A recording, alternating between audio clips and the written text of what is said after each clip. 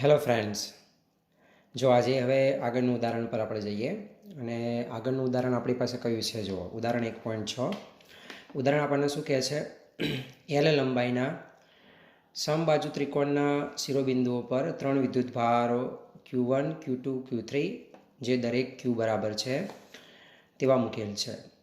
આકૃતિમાં દર્શાવ્યા મુજબ ત્રિકોણના મધ્ય કેન્દ્ર પર મૂકેલા વિદ્યુતભાર Q પર લાગતું બળ કેટલું હશે એ આપણો ક્વેશ્ચન છે.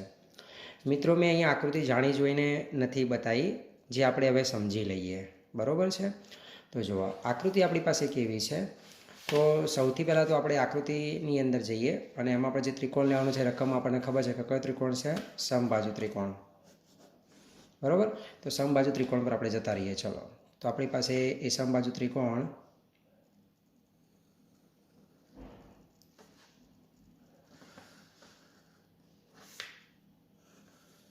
જે હું અહીંયા બતાવી દઉં છું.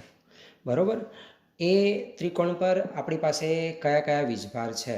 તો એ ત્રિકોણ પર આપણી પાસે એક વીજભાર છે Q1, બીજો વીજભાર છે Q2 અને ત્રીજો વીજભાર છે Q3, જે તમને અહીંયા રકમમાં દેખાઈ રહ્યું છે. બરાબર? એ સિવાય ચોથો એક વીજભાર બી છે. જોવા, અને ક્યાં છે? ત્રિકોણના મધ્ય કેન્દ્ર પર. એ વીજભાર કયો છે? Q. બરાબર? તો આપણે એક મધ્ય કેન્દ્ર પર અહીંયા એક વીજભારની વાત કરી રહ્યા છીએ અને એ વીજભારને હું અહીંયા લખી દઉં છું. બરાબર? તો એ વીજભારને આપણે Q4 કહી દઈએ. હવે જુઓ, આપણી પાસે Q1 બરાબર કેટલા છે? તો Q છે. Q2 બરાબર આપણી પાસે કેટલા છે? તો Q છે. અને Q3 બરાબર આપણી પાસે કેટલા છે? Q છે. પણ Q4 બરાબર આપણને કેટલા આપ્યા છે? તો Q4 બરાબર આપણને ચોથો વીજભાર લેવાનું કીધો છે, એ આપણને કીધો છે Q બરાબર. બરાબર? ચલો, હવે આપણે પ્રશ્ન પર જઈએ અને પ્રશ્ન આપણે શું છે? જુઓ કે આના ઉપર લાગતું બળ શોધવાનું કીધું છે. હવે મિત્રો, મને એ કહો ચલો કે આના ઉપર કોણ કોણ બળ લગાડે? તમે સમજી ગયા છો સંપાતપણાનો સિદ્ધાંત. બરાબર? તો આ જે કેપિટલ Q પર તમારે બળ શોધવાનું છે, એ બળ કોણ કોણ લગાડશે? તો એના સિવાયના દરેક વીજભાર. એ દરેક વીજભાર એટલે કયા? તો Q2, Q3 અને Q1. તો સૌથી પહેલાં આપણે Q2ની વાત કરી લઈએ. તો Q2 છે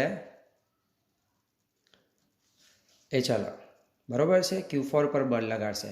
કોના ઉપર બળ લાગે છે? 4 પર. એટલે કોણ પહેલાં આવશે? 4 આવશે ને? તો એ બળને આપણે કઈ રીતે દર્શાવીશું? F4(2). બરાબર? બીજું આપણી પાસે કયું બળ આવશે? તો બીજું આપણી પાસે બળ આવશે અને એ બળ કયું હશે? તો 4 પર 3 વડે લાગતું બળ. તો એ બળને આપણે શું કહી દઈશું? F4(3). બરાબર? અને હજી કોણ બાકી રહ્યું? તો 1 વડે બળ લાગશે. તો 1 વડે આ જે બળ લાગે છે, 1 વડે 4 પર એટલે આ પાછું શું આવશે? F4(1) આવશે. બરાબર? આ બિંદુને આપણે O બિંદુ કહી દઈએ. ચલો, બરાબર, મધ્ય બિંદુને.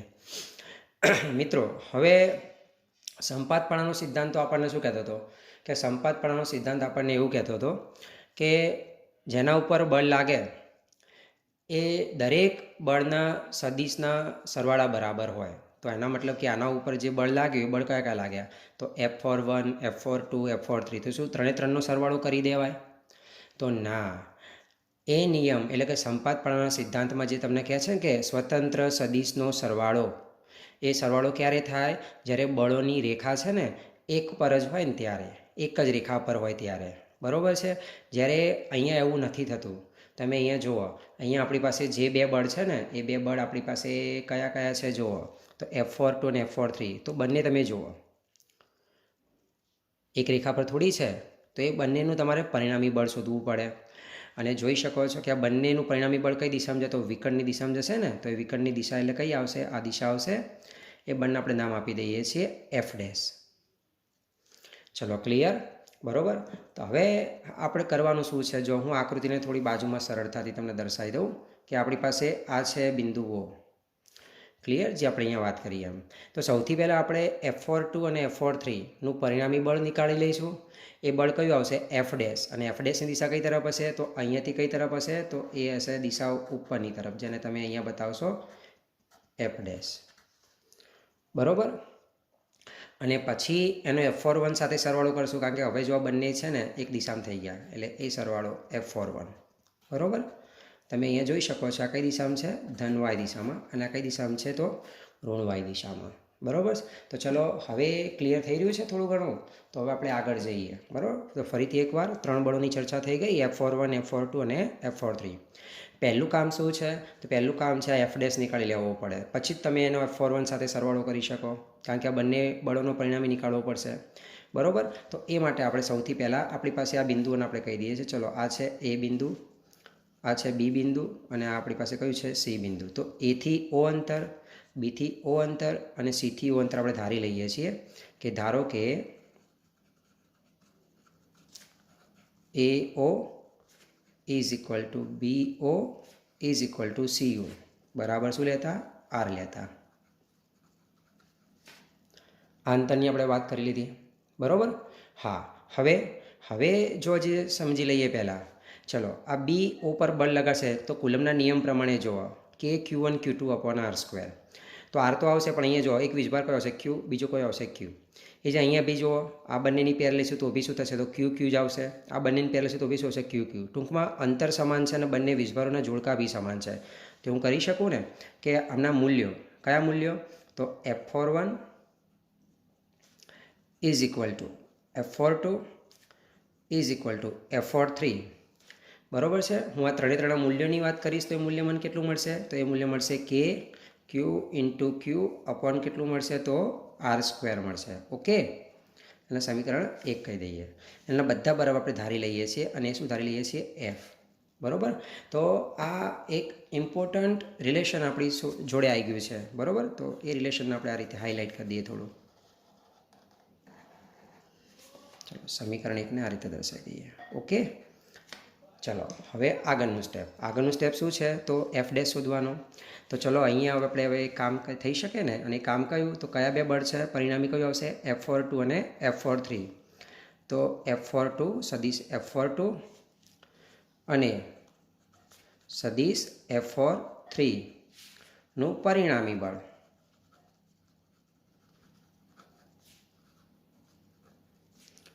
તો એ પરિણામી બળ આપણી પાસે કેટલું આવશે? તો એ પરિણામી બળ જેને હું શું કહી દઈશ? F', સદીશ F'. અને સદીશ F' બરાબર આપણી પાસે શું આવશે? તો આપણી પાસે આવશે સદીશ F42 પ્લસ સદીશ F43. ઓકે. હવે મિત્રો મારે આનું મૂલ્ય શોધવું છે. બરાબર.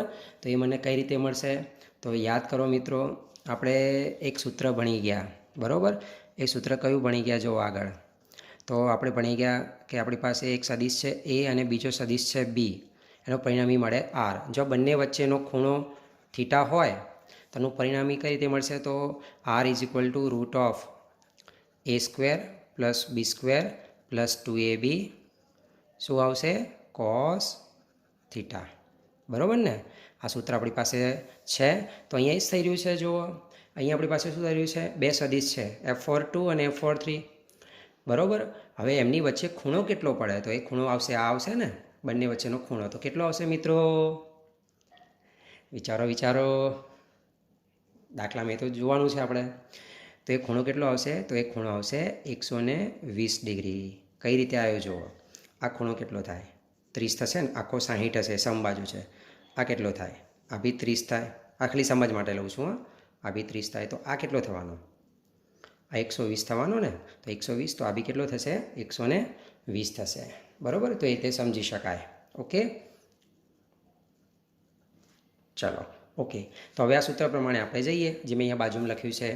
તેમાં વર્ગમૂળમાં શું આવશે જુઓ? તો વર્ગમૂળમાં આવશે એની જગ્યાએ F42, બીની જગ્યાએ F43.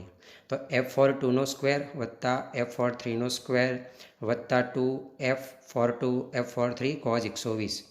પણ એ તમે જુઓ, F42 અને F43 જે આપણે અહીંયા બતાવ્યા છે, તો એના બરાબર શું લીધા છે? F લીધા છે ને. સીધું આ રીતે લખી દઉં.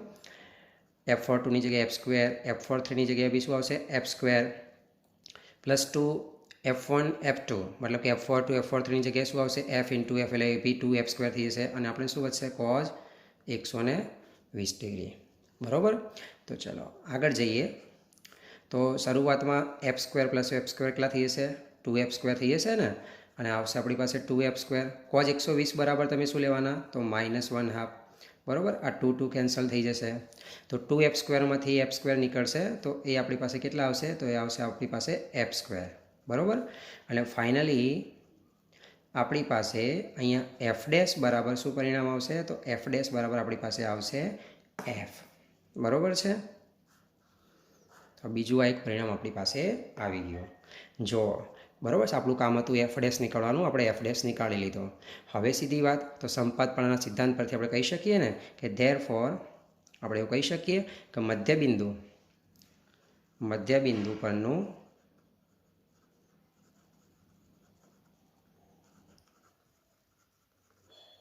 પરિણામી બળ. બરાબર. તો મધ્યબિંદુ પરિણામી બળ આપણે કોના પર શોધી રહ્યા છીએ કે ફોર પર. તો હું લખી દઉં છું સદીશ F4. આ સદીશ F4 બરાબર આપણી પાસે કેટલું આવશે? તો સદીશ F4 બરાબર આપણી પાસે આવશે તો કયા બેનો સરવાળો થશે? તો એક આવશે સદીશ એફ ડેશ પ્લસ બીજો કયો આવશે? સદીશ F4 આવશે. ક્લિયર? ચલો આગળ આપણે આને બરાબર છે. હવે અહીંયા જો મૂલ્યમાં લખીએ તો દિશા બરાબર શું આવે? તો દિશા બરાબર મૂલ્ય ગુણ્યા એકમ સદીશ. તો એફ ડેશ બરાબર તો આપણને મૂલ્ય કેટલું મળ્યું છે? એફ મૂલ્ય ગુણ્યા એકમ સદીશ. તો ચલો એકમ સદીશ કયો આવશે? મૂલ્ય ગુણ્યા એફ ડેશ કઈ દિશામાં છે જુઓ તો. એફ ડેશ કઈ દિશામાં છે? ધન વાય દિશામાં. તો એનો એકમ સદીશ કયો આવશે? પ્લસ જે કેરેટ. એ જ રીતે F41 કઈ દિશામાં છે? ઋણ વાય દિશામાં. તો એનો એકમ સદીશ કયો આવશે? માઇનસ જે કેરેટ. બરાબર. તો આપણે અહીંયા મૂકી દઈએ તો આપણી પાસે આના મૂલ્ય ગુણ્યા એકમ સદીશ પ્રમાણે જઈએ તો શું આવશે? પ્લસ જે કેરેટ પ્લસ F41નું મૂલ્ય કેટલું છે? તો F41નું મૂલ્ય બી સમીકરણ એકમાં નીકાળી લીધું છે ને કે F41 બરાબર આપણે શું લખી શકીએ છીએ? એફ. બરાબર. તો ત્યાં બી એનું મૂલ્ય શું આવશે? એફ. પણ એનો એકમ સદીશ શું આવશે? માઇનસ જે કેરેટ. ક્લિયર? ઓકે. તો ચલો હવે આ બંનેનો સરવાળો શું થઈ જશે? 0 થઈ જશે. અને ફાઇનલી આપણને મૂલ્ય બરાબર કેટલું મળશે? તો મૂલ્ય બરાબર આપણને મળશે 0. બરાબર. તો અહીંયા આપણે ક્લિયર થઈ ગયું કે મધ્યબિંદુ પર મૂકેલું પરિણામી બળ આપણને કેટલું મળશે? તો 0 મળશે. બરાબર છે. હેલો ફ્રેન્ડ્સ, એના પછીનું ઉદાહરણ 1.7. એમાં આપણને શું કહે છે કે આકૃતિમાં દર્શાવ્યા મુજબ +Q અને -Q વિદ્યુતભારોને સમબાજુ ત્રિકોણના શિરોબિંદુ પર મૂકવામાં આવે છે તો દરેક વિદ્યુતભાર પર કેટલું બળ લાગશે? એ આપણો ક્વેશ્ચન છે. એટલે આ 3 વીજભાર પર લાગતું બળ શોધવાનું છે. બરાબર. હું આકૃતિ અહીંયા તમને દોરીને સમજાવી રહ્યો છું. જુઓ, મેં અહીંયા ત્રિકોણ ABC દોરી દીધો છે. બરાબર. હવે એમના પર આપણે વીજભાર મૂકી દઈએ કે એ પાસે જે વીજભાર છે એ વીજભારને આપણે કહી દઈએ છીએ +Q વીજભાર. બરાબર. બી પાસે બી જે વીજભાર છે વીજભારને બી આપણે +Q વીજભાર કહી દઈએ છીએ. અને સી પાસે જે વીજભાર છે વીજભારને આપણે કહી દઈએ છીએ -Q વીજભાર. બરાબર. હવે અહીંયા પણ મિત્રો જો દરેક પર પર્ટિક્યુલર બળ શોધવાનું છે. પર્ટિક્યુલર બળ શોધવાનું છે. કહેવાનો મતલબ શું છે? કહેવાનો મતલબ મારી પાસે એ છે કે અહીંયા આના ઉપર બળ શોધવાનું છે, આના ઉપર બળ શોધવાનું છે અને આના ઉપર બળ શોધવાનું છે. બરાબર. તો સૌથી પહેલાં આપણે એ ચર્ચા કરી લઈએ. ઓકે. તો એ ચર્ચા ચલો હવે મને ચલો એ કહો કે એ પર કોણ બળ લગાડશે? બરાબર છે. એ પર કોણ બળ લગાડશે? તો એ પર બી અને સી બંને બળ લગાડશે ને. બરાબર. તો આપણે છે ને એમને ચલો નામ આપવા હોય તો નામ પણ આપી દઈએ. બરાબર. આને આપણે એક કામ કરીએ, આને Q1 વીજભાર કહી દઈએ, આને આપણે Q2 વીજભાર કહી દઈએ અને આને આપણે Q3 વીજભાર કહી દઈએ. અને અહીંયા હું લખી દઉં છું. જુઓ, Q1 બરાબર કેટલા? Q. Q2 બરાબર કેટલા? Q. અને Q3 બરાબર કેટલા? તો -Q. બરાબર છે. ઓકે. તો અહીંયા આપણે એક પર બળ શોધવું છે. તો કોણ બળ લગાડશે? જુઓ, એક પર બળ લગાડશે બી. હવે મને દિશાની વાત કરો. ચલો, આ Q1 ને Q2 બંને કેવા વીજભાર છે? તો સજાતીય વીજભાર છે. સજાતીય વીજભારમાં બળની દિશા કઈ તરફ જાય? તો સજાતીય વીજભારમાં બળની દિશા બહારની તરફ જાય. તો અહીંયા એક બળ બતાવીશ. બરાબર. આ બંને વચ્ચેનું. અને એ છે અપાકર્ષી બળ. એટલે અહીંયા હું કહી દઈશ એક પર બળ લાગે છે. કોના કારણે? બેના કારણે. તો એ બંને હું શું કહી દઈશ? F12. ઓકે. એ જ રીતે ચલો આ બંને વચ્ચે બળ લાગશે ને 3 અને 1 વચ્ચે. પણ આ જોવા અહીંયા આપણે એક કામ કરીએ, Q3 લખી દઈએ ખાલી અને Q3 બરાબર આપણે -Q બતાવી દઈએ છીએ. બરાબર. તો અહીંયા તમે જો Q3 અને Q1 બંને કેવા છે? તો વિજાતીય છે. વિજાતીય વચ્ચે કયું બળ લાગે? આકર્ષી. આકર્ષી એટલે કઈ તરફ હોય? તો બે વીજભારોની અંદરની તરફ. એટલે આ બે વીજભાર છે તો બંનેની અંદરની તરફ. એટલે આમની રેખા છે તો આમનું બળ ક્યાં લાગશે? જેમાં બંનેના બળની રેખા હતી તો બળની રેખા કઈ તરફ ગઈ? બહારની તરફ. આ બંનેના બળની રેખા જો આ છે તો એ તો કઈ તરફ આવશે? તો બંનેની વચ્ચેની તરફ આવશે ને, કારણ કે આકર્ષી બળ છે.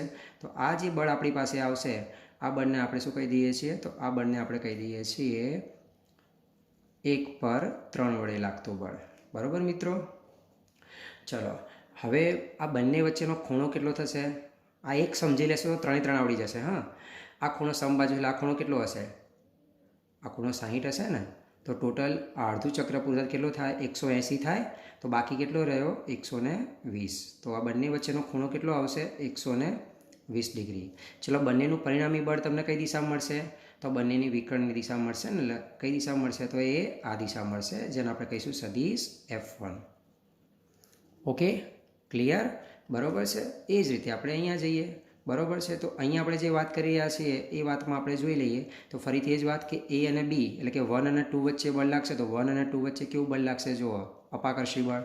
તેમના બળની રેખા કઈ તરફ જશે? બહારની તરફ જશે. પણ અહીંયા કોના ઉપર બળ લાગે છે? 2 પર. કોના કારણે? 1ના કારણે. એટલે તમે શું લખવાના? F21. અને એ જ રીતે Q2 અને Q3 વચ્ચે કેવું છે? જુઓ તો Q2 અને Q3 કેવા છે? ધન અને ઋણ વીજભાર. તો કયું બળ લાગશે? આકર્ષી બળ. આકર્ષી બળ ક્યાં રહેશે? તો બંને વીજભારોની વચ્ચે ને અંદરની તરફ રહેશે. તો આમની બળની રેખા તરફ, તો આ બંને બિંદુની વચ્ચેની તરફ આપણે બતાવી દઈએ તો આ બળ કઈ દિશામાં લાગશે? તો આ બળ લાગશે આ દિશામાં. બરાબર? એ બળને આપણે શું નામ આપી દઈશું? તો એ બળને આપણે નામ આપી દઈશું F23. ઓકે, આમનું બી પરિણામી ક્યાં છે? આમનો બી વચ્ચેનો એંગલ કેટલો થશે? તો 120 થશે ને. આમનો બી બંને વચ્ચેનો એંગલ કેટલો થશે? તો 120 થશે. અને એમનું પરિણામી કઈ તરફ જશે? તો આ તરફ જશે. તો અહીંયા આપણે કહીશું સદિશ F2. ક્લિયર? ઓકે, બરાબર. જો તમે અહીંયા સમાંતર બાજુ ચતુષ્કોણ બની જાય, બનાવવું હોય તો બની જાય ને.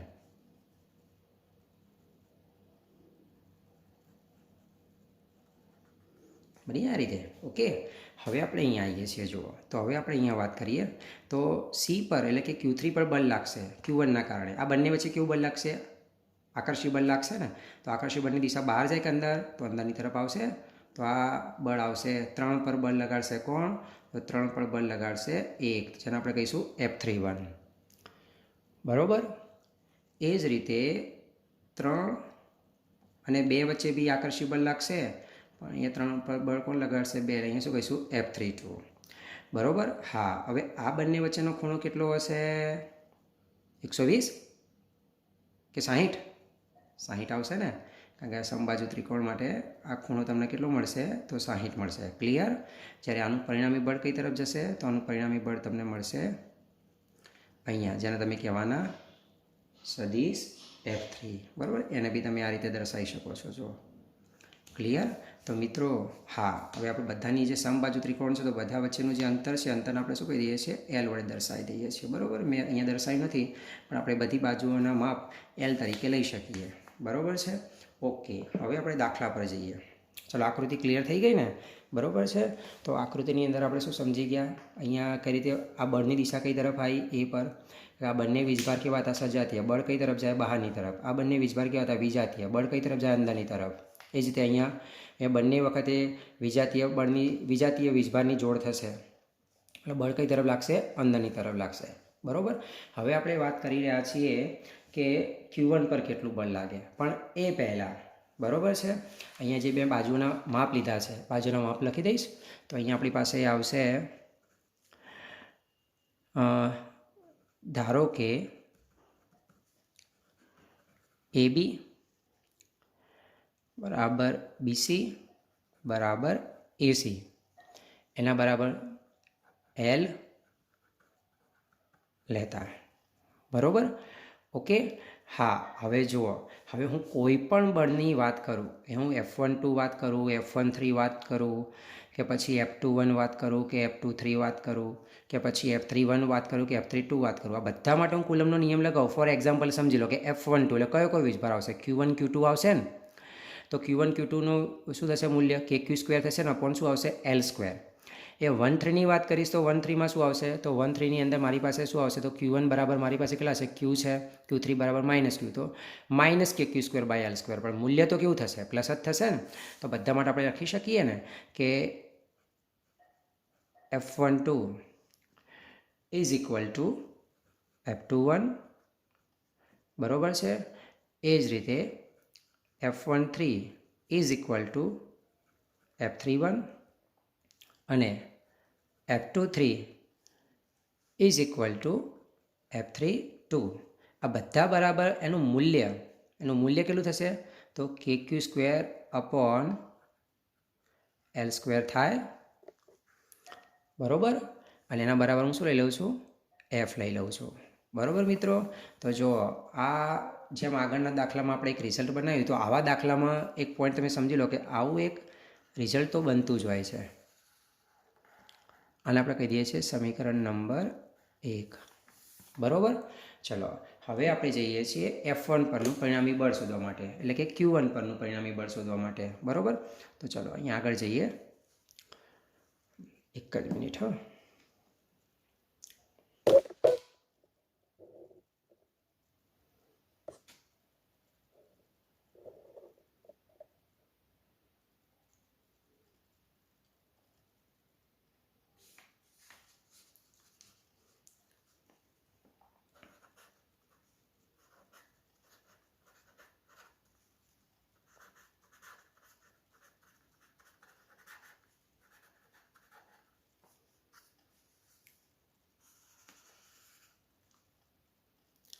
બરાબર.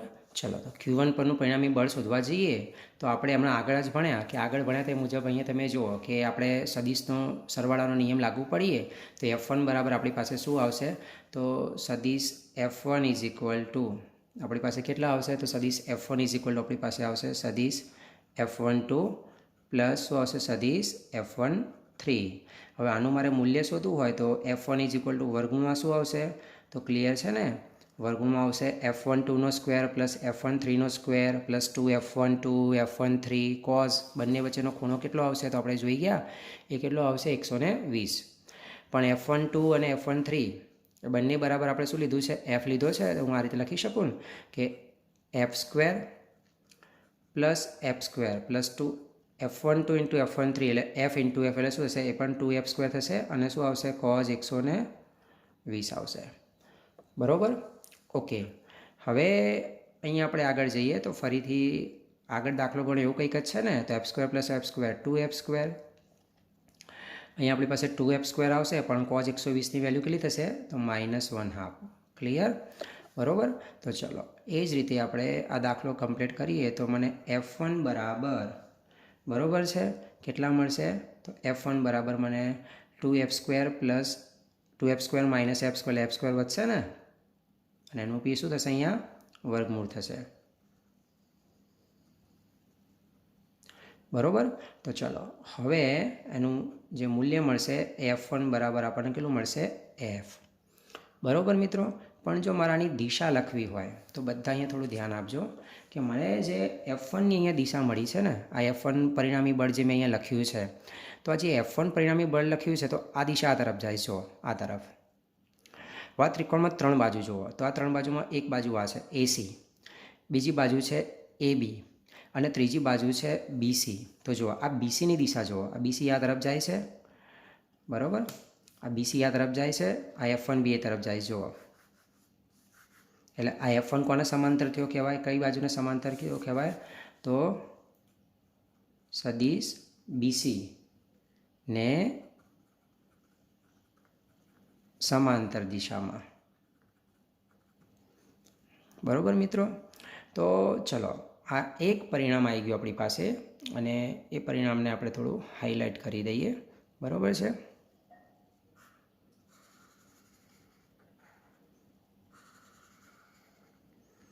ચલો આ એક કામ પૂરું થઈ ગયું. બરાબર. હવે આપણે જઈએ બીજા કામ તરફ. અને બીજું કયું છે? તો બીજું આપણી પાસે છે એ જ રીતે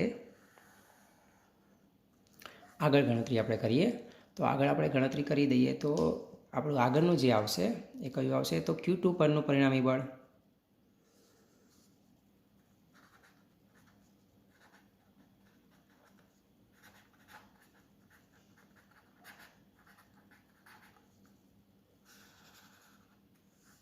તો Q2 પરનું પરિણામી બળ શોધવું છે. હવે તો તમને ચલો આવડવું જોઈએ.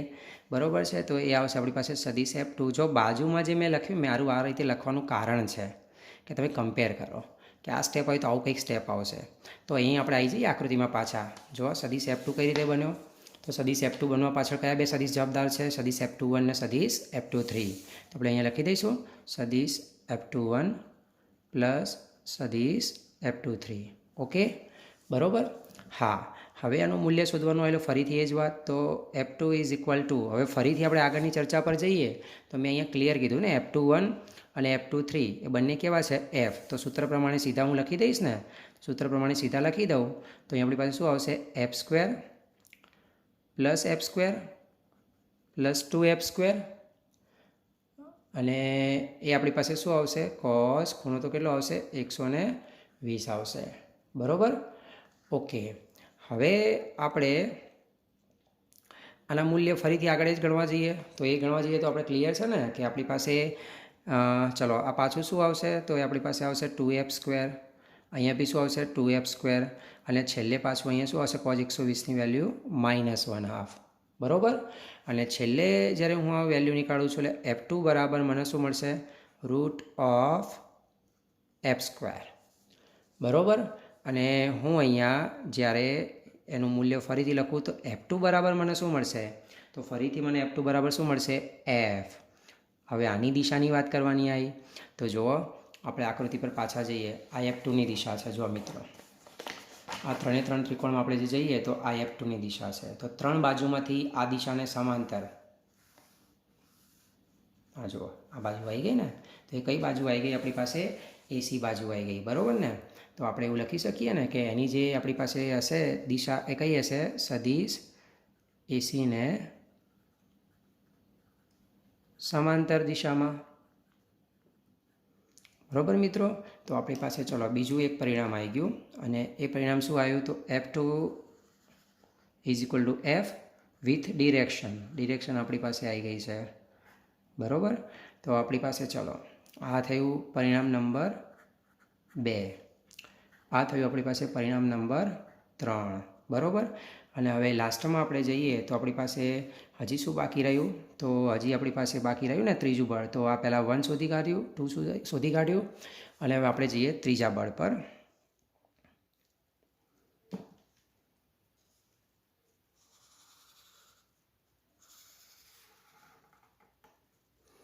બરાબર. તો એ ત્રીજું બળ આપણી પાસે છે Q3 પરનું પરિણામી બળ. બરાબર મિત્રો. ઓકે, તો હવે તો તમને એ પણ આવડવું જ જોઈએ. તો Q3 એટલે એના પરનું પરિણામી બળ કયું આવશે? તો એ આવશે આપણી પાસે F3 આવશે. ઓકે, ચલો આ F3 આપણી પાસે હવે તમે આવડશે ને. જુઓ એમાં ખાલી ધ્યાન રાખજો ખૂણાનું.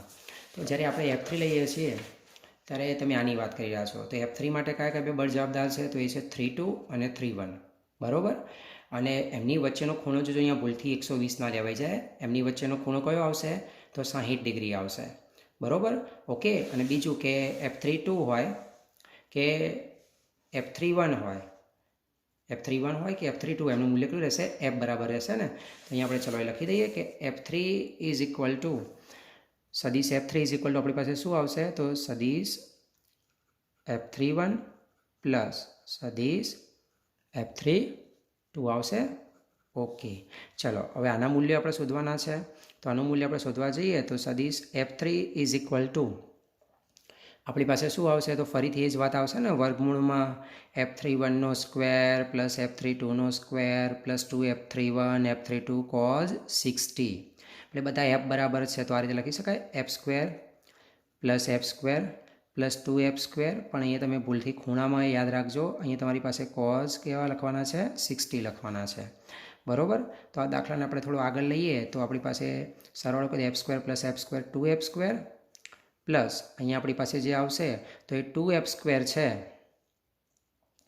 બરાબર. અને અહીંયા cos 60ની વેલ્યુ કેટલી આવશે? તો 1/2 આવશે. તો આ 2 કેન્સલ થઈ જશે. તો 2F² પ્લસ F² તો તમારી પાસે 2F² પ્લસ F² બરાબર તમારી પાસે જે આવશે તો એ કેટલું આવશે? 3F². અને 3F²નું તમે રૂટ નીકાળી લો એટલે તમને શું મળશે? √3F. આટલું મળશે ને. તો આ ત્રીજું પરિણામ આવ્યું. પણ આની દિશા ક્યાં લેવી? આની દિશા બી તમારે લેવી પડશે ને, તો જુઓ એની દિશા તમારે લેવા માટે આકૃતિમાં પાછું આવવું પડશે. એ દિશા છે આ, એ દિશા આપણી પાસે કઈ છે, તો આ દિશા છે, આ દિશા, બરાબર. હવે એ દિશા જો કોઈ બાજુને સમાંતર નથી તો હું એને આવું કહી દઈશ કે એ દિશા છે ને એ કઈ દિશા છે, સીડીની દિશામાં છે. અહીંયા આપણે કહી દઈએ બિંદુ ડી, બરાબર. અને કોનું મધ્ય બિંદુ છે, તો એ એબીનું રેખાખંડ એબીનું મધ્ય બિંદુ છે. તો આની દિશા કઈ આવશે, સીડીની દિશામાં જશે, બરાબર. તો આપણે લખી શકીએ અહીંયા બ્રેકેટમાં કે આ બળની દિશા કઈ છે, તો સદિશ સીડીની દિશામાં છે,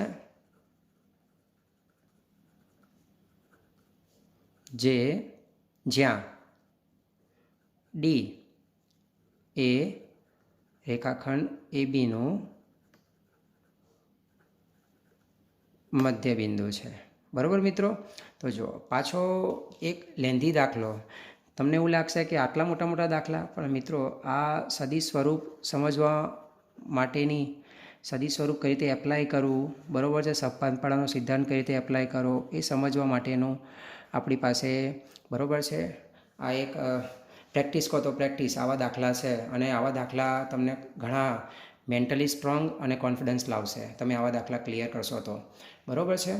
હા મિત્રો, હવે બીજી એક વાત, હવે ધારો કે તમને એવો ક્વેશ્ચન પૂછ્યો હોય કે અહીંયા કુલ બળ કેટલું, કુલ બળ, આ બધા વીજભારો પર લાગતું કુલ બળ કેટલું હોય, અને એવું કહે કે બધા વીજભારો પર લાગતા કુલ બળનો સદિશ સરવાળો 0 થાય એવું સાબિત કરો, બરાબર છે. તો મિત્રો બહુ સિમ્પલ છે, બરાબર. તો એવું બી તમને બુકની અંદર કહ્યું જ છે કે પ્રેક્ટિસ કરો તમે કે આ બળ 0 કઈ રીતે થાય છે, બરાબર. તો આ વધારાનું છે, આજે સમજાવું છું એ નોંધ કરીને સમજાવું છું કે કુલ બળ, પરિણામી કુલ બળ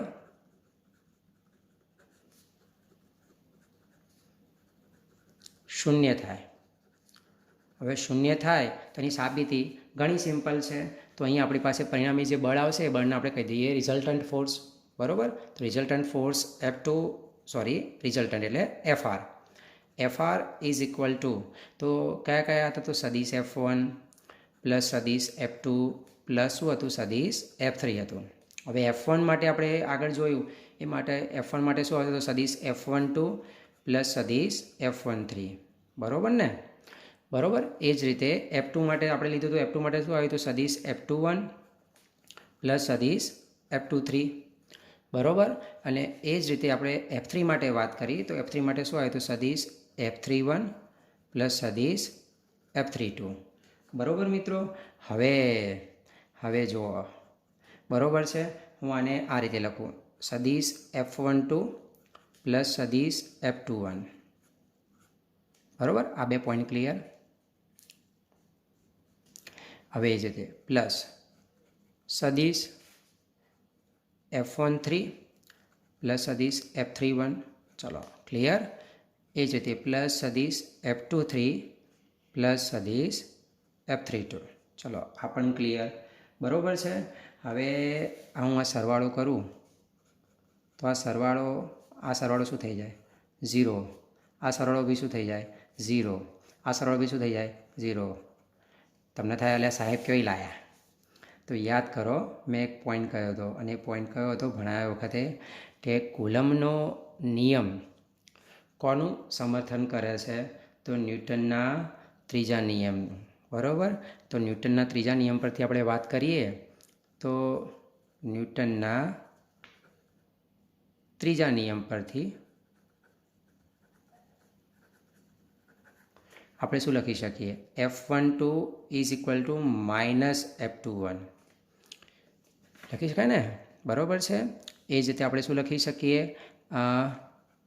F13 is equal two minus F31, અને બરાબર છે F23 ઇઝ ઇક્વલ ટુ શું લખી શકીએ, માઇનસ F32. આપણે ભણી ગયા, યાદ કરો થિયરીની અંદર, બરાબર છે. તો એ કારણ સહિત આપણે આનો જવાબ આપી શકીએ 0. તો ધેરફોર આનું પરિણામી બળ છે, એ પરિણામી બળ આપણને કેટલું મળશે, 0 મળશે, બરાબર છે. તો જો પરીક્ષામાં તમને આ ક્વેશ્ચન આ રીતે પૂછાઈ જાય, સીધો પૂછાઈ જાય, 2 માર્ક્સમાં ટૂંકો પ્રશ્ન પૂછાઈ જાય કે આનું કુલ પરિણામી બળ કેટલું થાય, તો 0 થાય. બરાબર છે મિત્રો. હવે તમે છે ને પહેલાં જે આગળનો દાખલો ગણ્યો એનો સ્ક્રીનશોટ નીકાળી લો. એનો સ્ક્રીનશોટ તમને જો આ રીતે થોડો તમે સ્ક્રીનશોટ નીકાળી લો. ઓકે.